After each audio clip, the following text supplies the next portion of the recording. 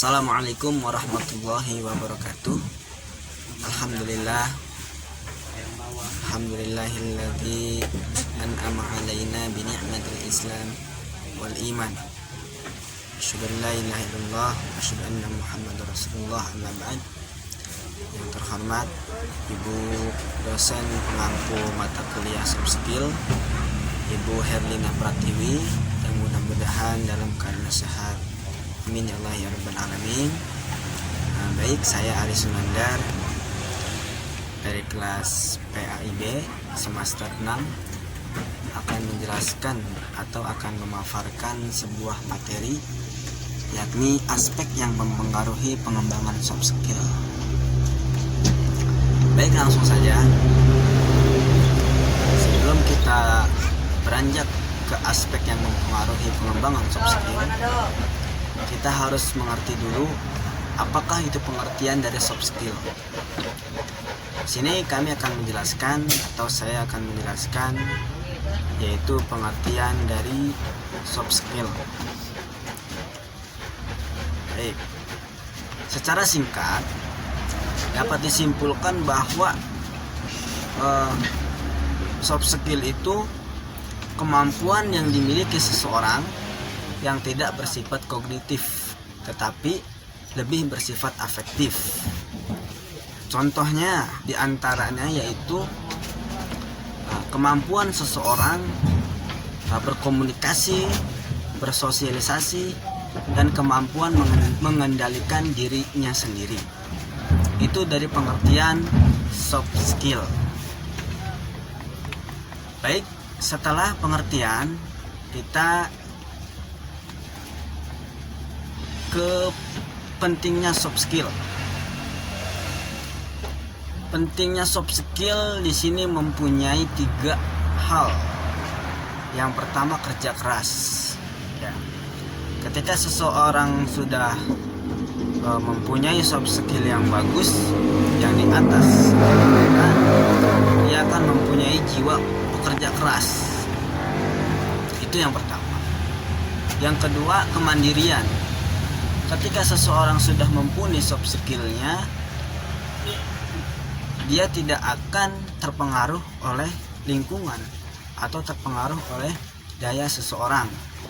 Dia mempunyai kemandirian tersendiri. Yang ketiga, dari 3 hal penting tersebut yaitu kerjasama tim. Yang mana kerjasama tim ini, seseorang yang mempunyai soft skill tinggi, dia akan kompak terhadap tim kerjanya yang berada di satu lingkungan itu. Dia cepat bernyatu, dia cepat sesuai dengan lingkungan yang ada di situ. Baik, itu pentingnya soft skill. Selanjutnya, faktor yang mempengaruhi pembentukan soft skill. Nah, di sini ada 3. Yang pertama, kemampuan psikologis. Yang kedua, kemampuan sosial. Yang ketiga, kemampuan komunikasi.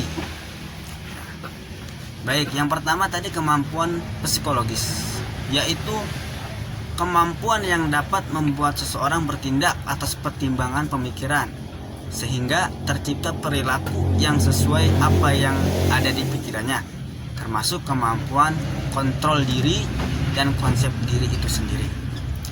Yang kedua, kemampuan sosial. Kemampuan sosial di sini yaitu kemampuan seseorang untuk berinteraksi dan membawa diri dalam pergaulan dalam kelompoknya.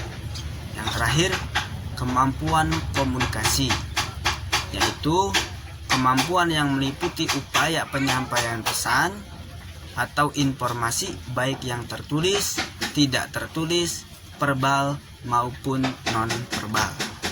Baik. Selanjutnya, ini dia manfaat soft skill. Di sini banyak, tapi saya hanya memaparkan beberapa saja. Yang pertama yaitu berpartisipasi dalam tim, ya, yang sudah saya sebutkan tadi, yang sudah saya jelaskan bahwa manfaatnya salah satunya dia berpartisipasi dalam tim. Yang kedua, mengajar orang lain. Yang ketiga, memberikan layanan. Yang keempat, memimpin sebuah tim. Yang kelima, bernegosiasi. Yang keenam, menyatukan sebuah tim di tengah-tengah perbedaan budaya. Yang ketujuh, motivasi. Yang kedelapan, mengambil keputusan menggunakan keterampilan. Yang terakhir, 9, yaitu menggunakan kemampuan memecahkan masalah.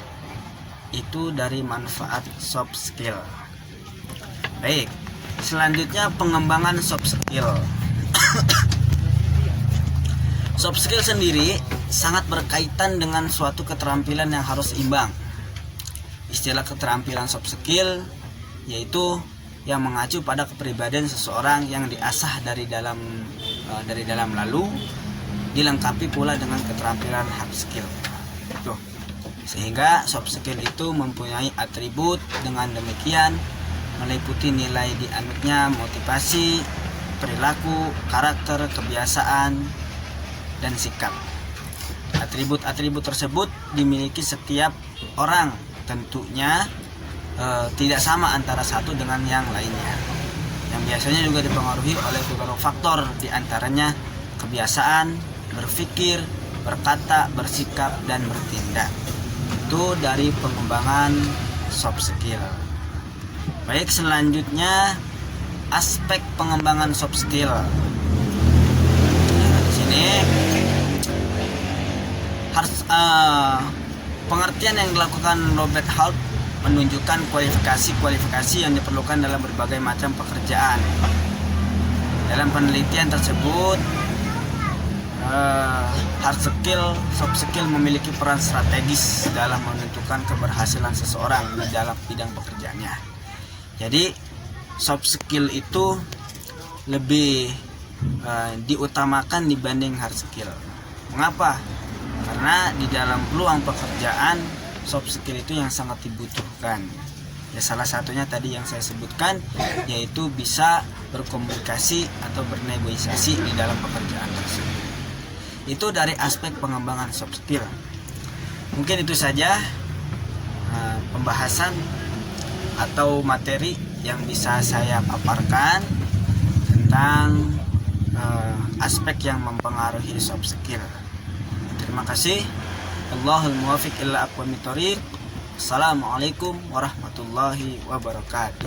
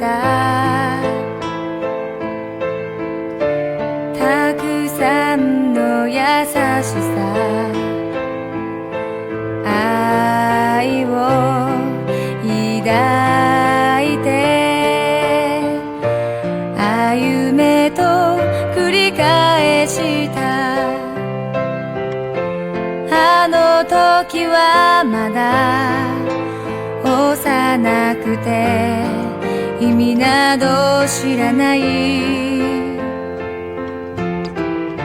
そんな私の